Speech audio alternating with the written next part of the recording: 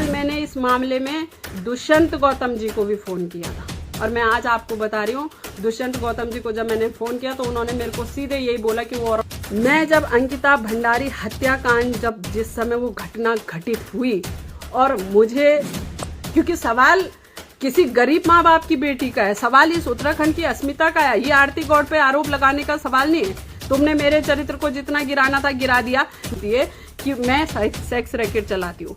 उत्तराखंड की कोई एक माँ बहन बेटी, कोई एक भाई, कोई एक व्यक्ति आ जाए कि हाँ हमको भेजा इसने कहीं पर, कि इसने मुझे खुद बता रखी है ये बातें कि मेरे पास ऐसे ऐसे मंत्रियों के, ऐसे ऐसे नेताओं के ऑडियो वीडियो है आरती, मैं जिस दिन सड़क पे आ जाऊंगी सब पूरे बीजेपी हो जाएगी। ये इसने मुझसे कह रखी है बातें, किसी पर कुछ बोलने को है ही नहीं, खाली उसका थोबड़ा दिखा देते हैं। बिग ब्रेकिंग मिल गया वीआईपी, दुष्यंत गौतम वीआईपी। तो भाई जांच करो ना, दुष्यंत गौतम को जेल भेजो अगर वीआईपी वो है तो, इसके पास बहुत सबूत है तो ये दे देना, पेश करे।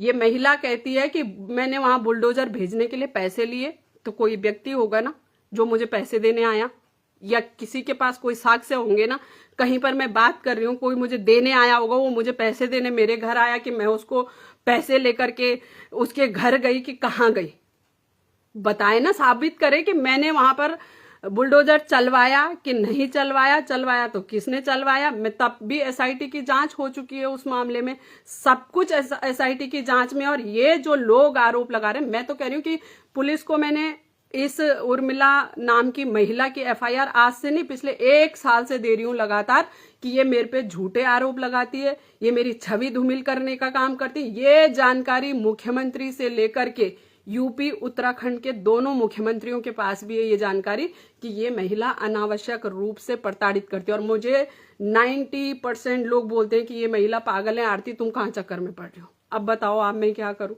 मैंने तो लिखित में शिकायत दे रखी है ना, एफआईआर कर रखी है ना, क्यों नहीं उस पर सुनवाई हो रही? पुलिस इसको बुलाती है, बिठाती है, इसको डांट डपट करती है, वहां रोना धोना तमाशा कर देती है, फिर पुलिस इसको छोड़, क्योंकि सोशल मीडिया पर किसी के बाप का क्या ही जा रहा, किसी के लिए कुछ भी बक दो तो उसमें कोई ऐसी धारा तो है नहीं कि ये हमेशा के लिए इसको जेल हो जाएगा। लेकिन अब इसने जो बोला है सोशल मीडिया पर, वो मामला उत्तराखंड की अस्मिता का है। और मैं माननीय मुख्यमंत्री जी से अनुरोध कर रही हूँ इस लाइव के माध्यम से कि माननीय मुख्यमंत्री जी, ये महिला नौटंकीबाज है या वो नौटंकीबाज है, या कौन झूठ बोल रहा है, आप प्लीज इस तथ्य को क्लियर करें। और आपको करना पड़ेगा क्लियर, क्योंकि ये सिर्फ मेरी बात नहीं है, ये पूरे उत्तराखंड के लोगों की सम्मान की बात है। और आपको उस सम्मान को उत्तराखंड के, अगर माननीय मुख्यमंत्री जी, अगर आप अपनी गार्जियनशिप सही से इस मामले पर नहीं निभा पा रहे हैं, अगर आप इन चीजों पर लगाम नहीं लगा पा रहे हैं, तो मैं तो आपसे हाथ जोड़कर अनुरोध कर रही हूं कि आप इस्तीफा दे दें कि भाई मेरा बस का नहीं है। मैं इसलिए कि मैं बहुत दुखी हूं भाई, ये आरोप लगा रहे हैं और उस आरोप को लोग सबूत के तौर पर पेश कर रहे हैं। भाई मैं भी तो इंसान हूं, मैं भी तो जीवित हूं। तुम सबूत के तौर पर कुछ भी आरोप पेश कर दोगे, कुछ भी आरोप लगा दोगे। तुम घटना की चीजें, वहां पर सीसीटीवी फुटेज थे, वहां पर तमाम लोग थे, जब रिजॉर्ट पे बुलडोजर चल रहा था तो हमारी स्थानीय विधायिका वहां से लाइव आई थी। ये मूर्ख लोगों को समझ नहीं आ रहा क्या कि कौन था वहां पर? उन्होंने स्टेटमेंट दिया है कि हमने वहां पर वनंतरा रिजॉर्ट पर आज बुलडोजर फेर दिया। लाइव है, तमाम सबूत हैं उस दिन के। भाई मैं देहरादून थी और मैं आज फिर बता रही हूं आपको, मेरे क्षेत्र के एक एक व्यक्ति ने वहां पर जब उनसे बयान लिए गए होंगे, सबने ये बयान, कोई तो देता ना कि आरती गौड़ ने तोड़वाया, वो थी यहां पर खड़ी, कोई तो, सारे मेरे पक्ष में कैसे हो गए वहां पर, सब लोग मेरे पक्ष में कैसे, मैंने कितनों को खरीदा होगा, कितनों को मेरी हैसियत इतनी कहाँ है कि मैं सबको ये खरीदूं कि तुम मेरे पक्ष में बयान दो। और कहीं ना कहीं ईश्वर भी तो होगा ना, ईश्वर भी तो मेरा नाश करेगा ना अगर मैं गलत बोल रही होंगी तो। मैं तो बहुत ईश्वरवादी हूं, इसलिए मैं कभी गलत बोल ही नहीं सकती। मैं तो कह रही हूं कि मैं आज जांच करवाने को तैयार हूं, तो सरकार क्यों नहीं जांच करना चाह रही है? मेरा सवाल तो ये है। अभी मैंने 2 दिन पहले भी एसएचओ नेहरू कॉलोनी को लिखित में दिया है कि साहब ये उत्तराखंड की शांति भंग करने का कोई ना कोई साजिश रच रहा है, इस मामले में जब एसआईटी जांच हो चुकी है और फिर अगर कोई प्रश्न चिन्ह उठा रहा है, मैं ये बोल रही हूँ कि हो सकता है किसी के पास सबूत हो, मैं तो ये बोल रही हूँ कि हो सकता है हो, तो ले आए भाई, मेरे को आजीवन कारावास करा दो ना, दे दो ना। मैं वहां पर उपस्थित थी बुलडोजर चलाते हुए, मेरी सीडीआर निकालो, कॉल डिटेल निकालो, मेरी उपस्थिति वहां होनी चाहिए उस दिन। कोई सबूत, गवाह, कोई और फोटो वीडियो कुछ तो होंगे ना, वो ला दो, वो ला दो। और मैं तो कहती हूँ कि मुझे ऐसा पनिशमेंट देना कि मुझे, औरों को तो खाली तुमने आजीवन कारावास दिया, मैं तो खुद मांग रही हूँ कि मुझे फांसी की सजा दे देना, खुद मांग रही हूँ। क्योंकि सवाल किसी गरीब माँ बाप की बेटी का है, सवाल इस उत्तराखंड की अस्मिता का है। ये आरती गौड़ पे आरोप लगाने का सवाल नहीं है। तुमने मेरे चरित्र को जितना गिराना था गिरा दिया। मैं तो कह रही हूँ सबूत लेके आओ ना। जो तुम कह रहे हो कि आरती गौड़ शादीशुदा, आरती गौड़ के 10 लोगों के साथ संबंध है, आरती गौड़ का तो बच्चा है, आरती गौड़ के तो पति है, आरती गौड़ का तो फलाना है, लाओ ना भाई। मैं तो सुन सुन के थक गई। मुझे नहीं पता कि मेरा किसके साथ क्या संबंध है, इन सबको पता है, सारे संसार को पता है। ये महिला बोलती है कि मैं सेक्स रैकेट चलाती हूँ। उत्तराखंड की कोई एक माँ, बहन, बेटी, कोई एक भाई, कोई एक व्यक्ति आ जाए कि हाँ हमको भेजा इसने कहीं पर, किसी मंत्री विधायक के यहाँ, कोई आओ तो भाई। कोई किसी की आत्मा तो सब कैसे बिकाऊ हो रहे हो, सब कैसे, यहाँ जितने भी लोग हैं सब क्या सेक्स रैकेट में जाते रहे हो कि जो बता नहीं पा रहे हो कि नहीं हमको तो नहीं भेजा। उत्तराखंड के लोगों को इतनी शर्म नहीं आ रही है इस मामले में कि ये महिला मेरे पे आरोप लगा रही है कि ये अपने घर में धंधा चलाती, तो इसका मतलब मेरे घर में जितने लोग तुम आते हो तुम सब उस धंधे का हिस्सा हो। इसके शब्द देखो आप, इसके आरोप देखिए आप लोग, आप सब उस धंधे के हिस्से हैं क्या? जितने लोग मेरे घर पे आते, जितने भी लोग मुझसे, चाहे वो मदद मांगने के रूप में आते होंगे, चाहे कार्यकर्ता होते होंगे, चाहे सहयोगी होते होंगे, चाहे रिश्तेदार नातेदार होते होंगे, चाहे भाजपा से होंगे, चाहे कांग्रेस से होंगे, आते ही है ना। ऐसा तो नहीं है कि नहीं आते। मेरे घर पे तो रोज लोग आते हैं। तो क्या वो लोग उस जिस सेक्स रैकेट को ये मेरे पे आरोप लगा रही है कि आरती गौड़ चलाती है, उसमें सम्मिलित हैं क्या वो सारे लोग? और सम्मिलित हैं तो सड़कों पर आए भाई कि हाँ भाई इसने हमारा मिसयूज किया। आरोप लगाने को कोई कुछ भी लगा देगा तो कुछ भी बोला जाएगा क्या? कुछ भी। और 2 लोग तुम बात कर रहे हो आपस में। मैं तो कह रही हूं, मैं दावे के साथ कह रही हूं कि तुम सबूत लेके आओ अगर तुम्हारे बाप में दम है तो। चाहे वो राठौड़ हो, चाहे वो उर्मिला हो, तुम्हारे बाप में दम हो तो सबूत लेकर के आओ कि आरती गौड़ ने कौन सा बुलडोजर चलाया, कौन उस रात को वहां घटना में था। मैंने अंकिता भंडारी जब के साथ ये दुर्घटना घटी थी, मैं सामने थी या नहीं थी? मैं भागी क्या? मैं कहीं फरार थी क्या? मैंने उस दिन किस नेता से बात करी, किससे नहीं बात करी? आप लाओ ना भाई सबूत। सीडीआर निकालना इतनी तकलीफ दे हो रही है क्या पुलिस के लिए? और उस समय तो निकाले गए ना सबके। जब उस समय मेरे पे एई ने आरोप लगा दिया था, बयान दे दिया था झूठा, क्योंकि एई घबरा गए थे। वो आज फिर दिला लो उस एई का बयान। उन्होंने बाद में मुझे कहा कि मैं घबरा गया था। मैंने एई को, जब एई ने ये बोला था कि मैडम क्या बोलते हैं, मेरे को पत्रकारों का फोन आया और मैंने आनन फानन में ऐसे बोल दिया कि हाँ मैडम का भी फोन आया था। तो उन्होंने जब ये बोला कि मैडम का भी फोन आया था, तो पत्रकारों ने मुझसे पूछी ये बात, उस समय पूछी। उन्होंने कहा आपने क्या एई को फोन किया? मैंने कहा बिल्कुल किया। उन्होंने बोला आपने क्यों किया? मैंने कहा उस रिजॉर्ट में रात को जेसीबी गई, मेरे क्षेत्र के भाई शशि रणकोटी जी अभी जीवित हैं। उनका मुझे फोन आया रात को 11-12-1 बजे के आसपास, और उन्होंने मुझे बोला कि मैडम यहाँ कोई मशीन आ रखी है जो रिजॉर्ट को तोड़ने का काम कर रही है। तो आप मुझे बताइए, इतनी बड़ी दुर्घटना घटी थी तो मैं क्या पता नहीं करती कि मेरा क्षेत्र था? कल को मुझसे पूछताछ नहीं होती? मैं इंसान नहीं थी, मैं मर गई थी, मेरी आत्मा बिक गई थी सुरमिला की तरह, कि जो मैं पता नहीं करती कि भाई ये जेसीबी किसने भेजी, क्या भेजी। मैंने एसडीएम को फोन किया, मैंने एक्शन पीडब्ल्यूडी को फोन किया, मैंने दोनों एई, उसमें अनुज कुमार भी थे, उसमें सत्यप्रकाश राठौर भी थे, दोनों को मैंने फोन किया कि तुम मुझे ये बताओ ये जेसीबी किस विभाग की है, कैसे आई ये उस रिजॉर्ट में। तो इतना पता करना मेरा दायित्व नहीं था क्या? जब मैंने ये पता करने के लिए 1-1:30 बजे फोन किया तो उसी कॉल डिटेल के बारे में एई ने कहा, मैंने ए को पूछा था, मैंने कहा ए साहब ये मशीन किसने भेजी राठौर जी। पहले मैंने अनुज चौहान को फोन किया जो वहां पर ए थे। अनुज चौहान ने बोला कि मैडम ये मेरे इस तरफ से नहीं गई मशीन। तो मैंने कहा ये आखिर मुझे फिर ये भय हुआ कि जो अंकिता के दोषी है कहीं वो साक्ष्य मिटाने का काम तो नहीं कर रहे हैं। तो इसलिए मैंने और गहरा जब मेरा शक गहरा हुआ तो मैंने उचित समझा भाई मैंने तो करना था ना भाई फोन, मैं क्यों नहीं करती। तो फिर सत्यप्रकाश राठौर ने फोन उठाया तो उसने बोला कि हाँ हमारी मशीन है। मैंने कहा भाई किसने बोला तुमको मशीन भेजने। उन्होंने बोला कि मुझे विधायक ने बोला और मुझे एसडीएम ने बोला। ये सत्यप्रकाश राठौर ने मुझे बताया और यही मैंने उस समय भी मीडिया को बयान दे रखे हैं। आप कहीं पर भी चेक कर लो, किसी भी मीडिया में चेक कर लो, मेरे बयान यही मिलेंगे। जो उन्होंने मुझे कहा वो मैंने मीडिया को कह दिया। उसके बाद जहां भी मेरी मुझसे जो पूछताछ जिस स्तर पर भी करी गई, मैंने उस पूछताछ में सहयोग किया।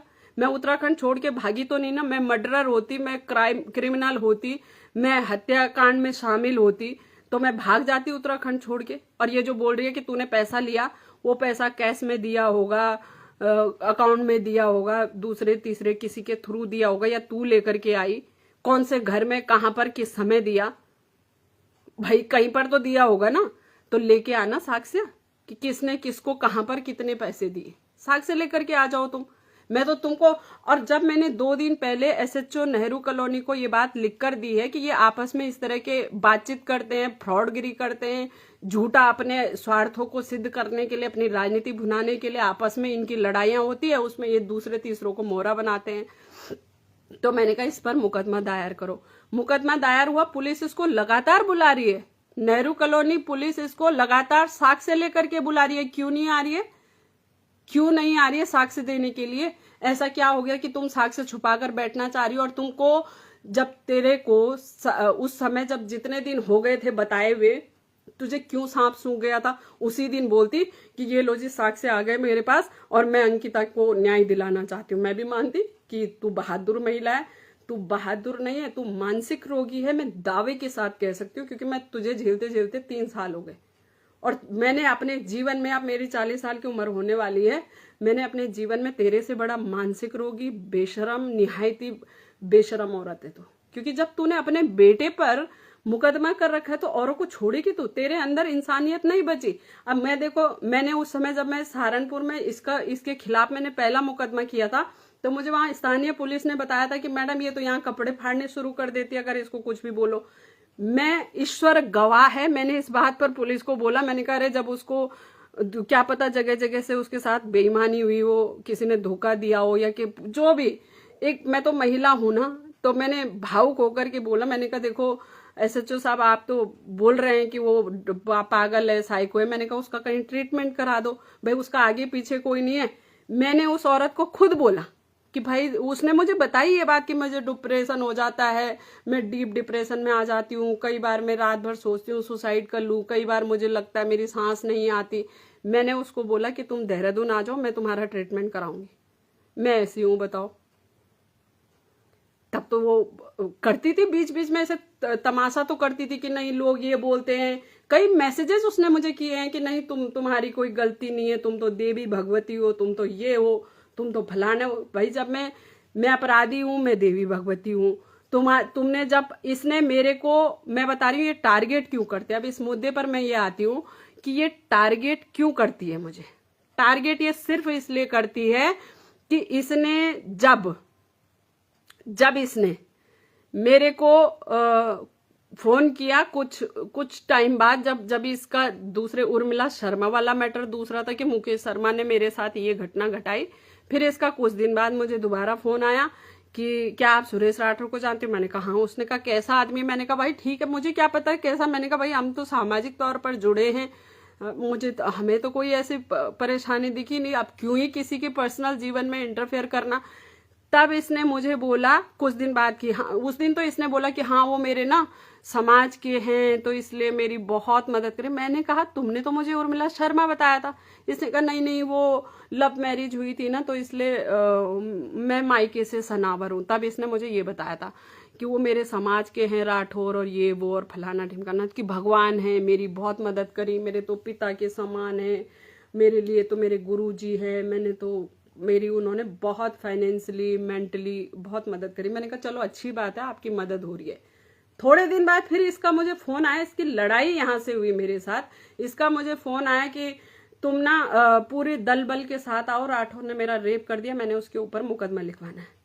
मैंने इसे कह दिया कि आई एम सॉरी भैया, तुम अधेड़ उम्र की हो गई हो और इस तरह की घटनाओं में संलिप्त हो रही हो। मैंने कहा भाई मुझे नहीं पता तेरा, मैं तो सबूत हूं नहीं ना उसकी।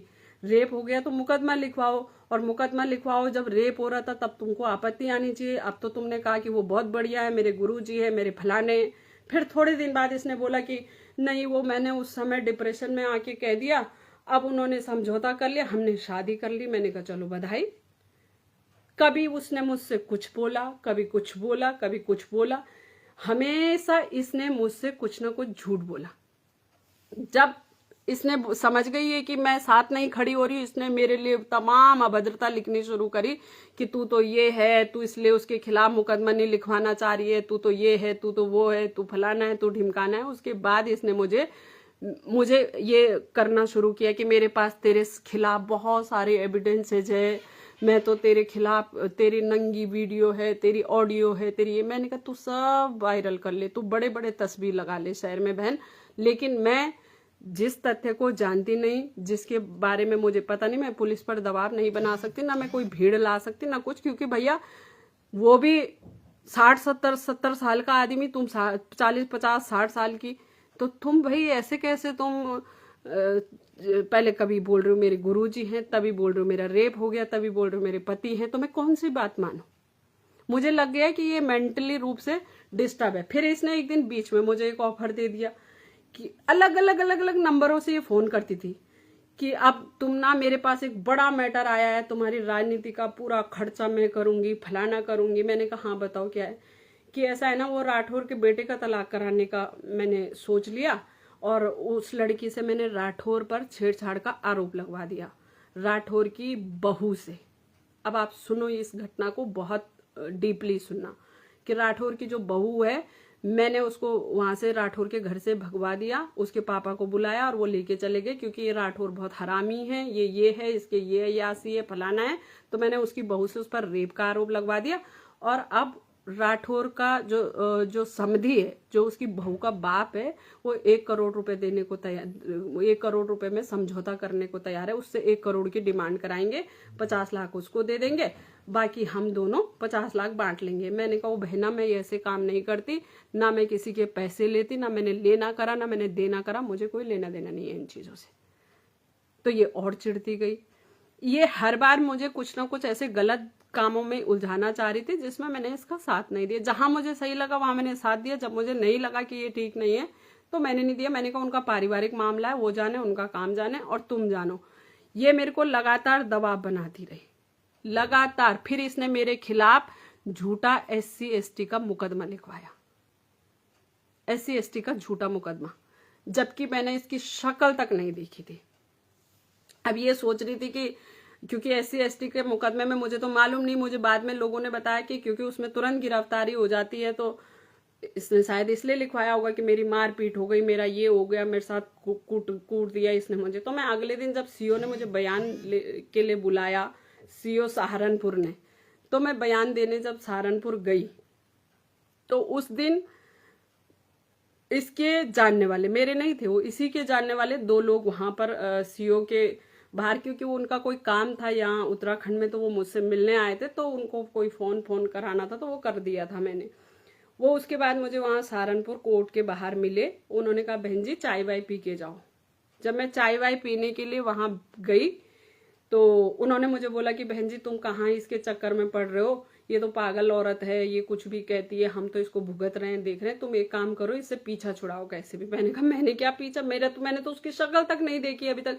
हाँ, फोन पे ये जरूर मुझे रोज टॉर्चर करती रहती, किसी ना किसी मुद्दे को लेकर के उसने टॉर्चर करना शुरू करा। सारे एविडेंसेस पुलिस के पास हैं, जो ये मेरे फोटोग्राफ लेती थी, जो उनमें एडिटिंग करती थी, जो ये फर्जी ऑडियो वीडियो बनाती थी, सब पुलिस को दे रखे मैंने पहले से ही, अभी से नहीं, सारे दे रखे। मैं कह रही हूँ सबकी जांच हो जाए ना। जांच क्यों नहीं करना चाह रही पुलिस? क्या ऐसी आफत है? इसने मुझे खुद बता रखी है ये बातें कि मेरे पास ऐसे ऐसे मंत्रियों के, ऐसे ऐसे नेताओं के ऑडियो वीडियो है आरती, मैं जिस दिन सड़क पे आ जाऊंगी सब पूरे बीजेपी हिल जाएगी। ये इसने मुझसे कह रखी है बातें, क्योंकि मेरी फितरत नहीं है ये रिकॉर्डिंग करने की, ये नौटंकी करने की। मैं इसकी बातों को सीरियस भी नहीं लेती थी, तो मैंने इसको बोलती थी, बस इग्नोर करती थी। बहुत कॉल करती थी तब मैं ये फोन उठाती थी इसका, बहुत कॉल, मैं रोना धोना ये वो बहुत करती थी। और बहुत बार इसने मेरे पे आरोप लगाया कि तुम्हारे तो बच्चे हैं, मेरे पास उनकी ऑडियो वीडियो है, तुम्हारा तो ये हो रखा है, मेरे पास मतलब सब कुछ है इसके पास ना मेरे खिलाफ। तो सड़क पे आ जाओ भाई, सड़क पर आ जाओ ना, लेकर लोगों को दिखाओ ये इसके बच्चे, ये इसके सेक्स रैकेट के सबूत है जी, ये इसका फलाना है, लेकर आओ ना भाई तुम भी और तुम्हारे जितने भी हैं ये, तुम जो साजिश रच रहे हो सब साजिश करता आ जाओ ना। मैं तो नहीं रोक रही हूँ ना। पुलिस इनको क्यों नहीं उठा रही है, क्यों नहीं पूछ रही है? मुझे समझ ही नहीं आ रही है कि ये मेरे पीछे आखिर क्यों पड़े हुए हैं। मुझसे इनको क्या ही लेना देना? मेरे साथ इनका क्या ऐसा मैंने इनका बिगाड़ा? मैंने जिंदगी में जितने लोग मुझे जानते होंगे ना, वो अपने अपने ईश्वर को मान करके अपनी आत्मा में हाथ रख के अगर कह देंगे ना कि आरती गौड़ ने हमारे साथ बुरा किया, तो मुझे लगता है कि मैं उसी में भी आत्महत्या कर लूंगी। कोई तो आ जाए, कोई तो एक आ जाए कि हाँ इसका ये इसका अपराध है और इस अपराध में इसने हमारे साथ गलत किया। कोई एक तो संसार में प्राणी होगा ना। अब वो बोल रहा है, वो बोल रहे उस ऑडियो को क्या सबूत मान लेगा उत्तराखंड या कोर्ट या पुलिस या कोई भी? और जब एसआईटी की जांच चल रही, जब कोर्ट में मामला है, तो तू सारे सबूतों को लेकर के मैंने किससे पैसे लिए, किसके कहने पर तुड़वाया, मेरे पास ऑडियो वीडियो है, वो लेके तेरे पास दे दिए होंगे ना मैंने। तू तो दावे के साथ कह रही है कि आरती गौड़ के पास उस घटना की सारी वीडियो है, तो वो वीडियो मैंने तेरे को दिए होंगे तभी तो बोल रही है। तो तुझे कैसे पता मेरे पास वीडियो है? भाई तुझे पता है या तेरे पतियों को पता है तो 10-5 जो भी तेरे पति हैं उनको भी लिया, उनको दे रखा होगा फिर मैंने। तुम मुंह से कुछ भी बोलोगे तो मैं कुछ भी सुन लूं क्या? कुछ भी। और मुझे सारे लोग बोलते हैं कि मैडम आप तो समझदार हो, आपको तो राजनीति करनी है, आप शांत रहिए, आप शांत रहिए। मैं कब तक शांत रहूंगी? कल मैंने इस मामले में दुष्यंत गौतम जी को भी फोन किया था, और मैं आज आपको बता रही हूँ, दुष्यंत गौतम जी को जब मैंने फोन किया तो उन्होंने मेरे को सीधे यही बोला कि वो औरत तो पागल है, मैं उसके पचड़े में नहीं पड़ता, वो जबरदस्ती कहीं भी घुस जाती है, इसलिए प्लीज मुझसे उसके बारे में कोई बात मत करना। और उसके बाद उन्होंने मुझे ब्लॉक कर दिया। अब आप सोचो मैं क्या करूं? मैं दुष्यंत गौतम को वहां दिल्ली जाकर तो पूछूंगी नहीं कुछ, इतना फालतू समय तो है नहीं। मैंने कहा आपके पास, आप बताओ ना, आप क्यों नहीं बता रहे हो? जब आप पर आरोप लग रहे हैं तो आप क्यों नहीं आ रहे हो सामने? किससे डर रहे हो? कह रहे वो तो पागल है, साइको है, तुम कहाँ चक्कर में पड़ रही हो? अब बताओ, जब सब कोई मुझे ये बोल दे रहे हैं तो मैं क्या करूं? मुझे बताओ ना, मुझे जनता बताए कि मुझे क्या करना चाहिए। ये तो दोनों ही पागल है, ये तो जितने हैं इनका तो एक ग्रुप है, ये पागल खाने क्यों नहीं भेज देती पुलिस इनको उठाकर? और जब पुलिस उसको पूछ रही है लगातार कि भाई तू नेहरू कॉलोनी में नेगी जी तो देख रहे हैं ना, एसएचओ जो है सेकंड, वो तो रोज इसको फोन कर रहे हैं कि तुम आ जाओ भाई, यहाँ सबूत लेके आ जाओ। क्यों नहीं जा रही है? क्यों नहीं जा रही? वो कहती है कि मैं ना शूटिंग में बिजी हूँ। तेरे लिए अंकिता के दोषियों को सजा देने से ज्यादा शूटिंग इंपॉर्टेंट हो गई, ज्यादा इंपॉर्टेंट। मेरे को तो अभी कोई ऐसा एविडेंस मिल जाए तो मैं अपनी जान को दांव पर लगा के चली जाऊं, या तो फिर मैं बोलूंगी नहीं, और बोलूंगी तो फिर मैं अपनी जान दांव पर लगा के जाऊंगी। भाई किसी बेटी को न्याय दिलाने के लिए वैसे तो तू बड़ी शेरनी बनती है, अब कुत्ते की तरह भौंक रही है कि मेरे को जान की खतरा है। तुझे जान का खतरा तो 2-3 साल से तू लोगों को, इतने लोगों को तूने हरासमेंट किया है। मैं बोल रही हूँ, नाम लेते लेते थक जाऊंगी मैं। उन सब लोगों को इसने, अभी हरिद्वार से भी मेरे पास एक मामला आ रहा है, वो भी जल्दी सामने आ जाएगा। वहां भी इसने किसी आदमी को इसी तरह उसकी ऑडियो वीडियो रखी है, भगवान जाने क्या रखी। कैसे तो लोग इसकी बातों में आ जाते हैं, कैसे तो लोग इस पर भरोसा कर रहे हैं। इतना ये सोशल मीडिया पर गंद फैला रही है, और फिर लोग इसके झांसे में भी आ रहे हैं, वो भी रो रहे हैं वहां से कि मेरी भी वीडियो बना रखी, ऑडियो बना रखी है, मेरे से 12 लाख रुपए ले लिए इसने, ब्लैकमेल कर करके। वो भी हरिद्वार का ही कोई बंदा। अब मुझे नहीं पता भाई झूठ है कि सच है, लेकिन कोई बोल रहा है।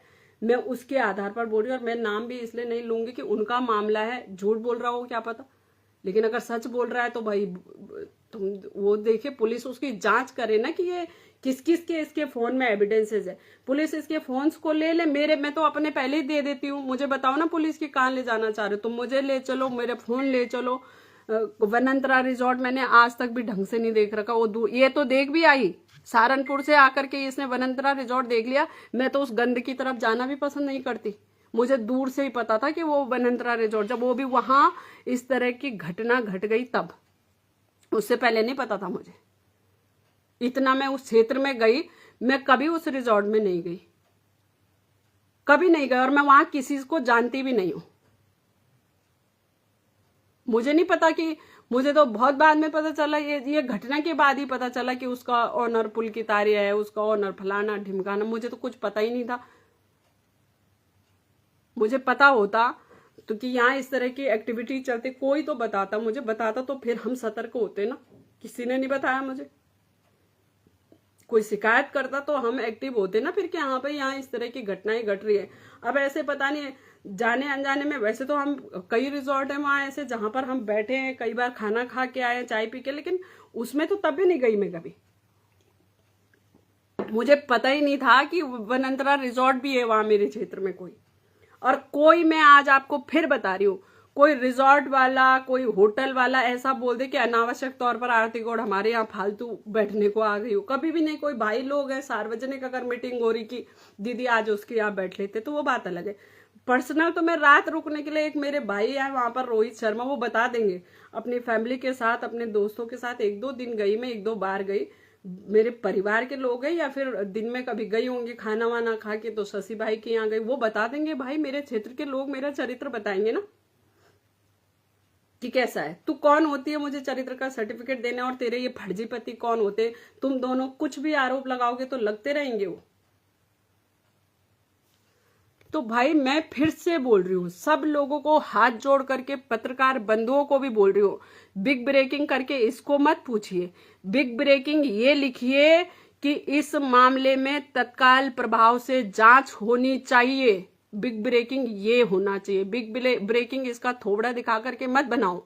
ये कोई सेलिब्रिटी, ये मुझे हमेशा बोलते हैं कि जब से मैंने तेरा नाम लिया मुझे बिग बॉस ने ऑफर कर दिया, मेरे मिलियन में व्यूज आ जाते हैं, देख तुझे मिलियन लोग देख रहे हैं, तेरे को मैं जब गाली देती तुझे मिलियन विलियन लोग देख रहे हैं। तो भाई बहुत अच्छा है, मेरे को गाली खिला के तेरा भला हो रहा है, मेरे पे आरोप लगा के तेरा भला हो रहा है, तो कर भला।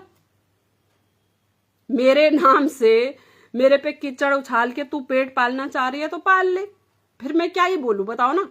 हमेशा आप देखा करो ना, क्यों नहीं, आंख तो सबकी है ना। मैं उसमें तो उसकी आईडी मैं तो चला नहीं रही हूँ, वो मेरा आधार कार्ड डाला, उसने कह देख मिलियन बिलियन ने देख लिया तेरा आधार कार्ड, तो इसमें बहुत बड़ा अच्छा तूने देश में कोई नाम रोशन राष्ट्रपति अवार्ड लायक कर दिया भाई, कि मेरे को गाली दे के मिलियन बिलियन फॉलोवर बढ़ा रही है। कभी कहती है बिग बॉस में जाने के लिए मुझे बुलाया, कभी कहती है मेरा बच्चा हो गया है, कभी कहती है मेरी शादी हो गई, कभी कहती है दीपिका राठौर को गाली मत देना मेरी बेटी है, कभी उसके कहती है कि वो नंगा नाच कर, मतलब कुछ भी। इसका देखो शुरू से इसके आईडी चेक करो, एक स्टेटमेंट पे ये कितने दिन लगातार रही, वो तो चेक कर लो ना। आप लोग कैसी बातें कर रहे हो, मैं थोड़ी चला रही हूँ उसकी आईडी, तो वो खुद चला रही है ना, सुबह से शाम तक वो खुद देख रही है ना, अपनी आईडी खुद ही चला रही है ना। तो उसको पूछो ना भाई, तू किस बिहार पर बोली, लेके सबूत। SHO नेहरू कॉलोनी 10वीं बार बोल चुके कि मैडम आ जाओ, सबूत दे दो, हम इनको फांसी की सजा, इनको भी आजीवन कारावास दिला देते ना जो दोषी है, जिनके बारे में तुम बोल रहे हो। मैं तो कह रही हूँ दुष्यंत गौतम भी दोषी है, कोई भी दोषी है तो कराओ ना। और ये तो दावे के साथ बोलते हैं कि मुझे कोई गिरफ्तार कर ही नहीं सकता, इसलिए नहीं करता। मेरे पास तो बड़े बड़े नेताओं के गर्दन पे चाकू रखा है मैंने, जिस दिन करेंगे मैं सबकी ऑडियो वीडियो वायरल कर दूंगी, मैं बीजेपी खत्म कर दूंगी। इसको तो रोज ये दावा होता है, मुझसे कई बार बोल चुकी है ये, कि इसलिए तू कुछ भी कर ले, मेरे खिलाफ कोई कुछ नहीं कर सकता।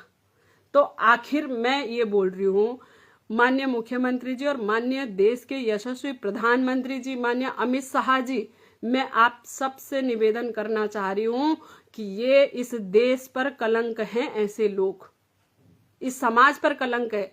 इसने कई बेटियों के रेट खुलेआम, छोटी छोटी बच्चियों के रेट और फोटो लगा लगा करके ये बोलती है कि ये उसकी बेटी है, इसके रेट इतने हैं, ये महिला है, इसके रेट इतने हैं।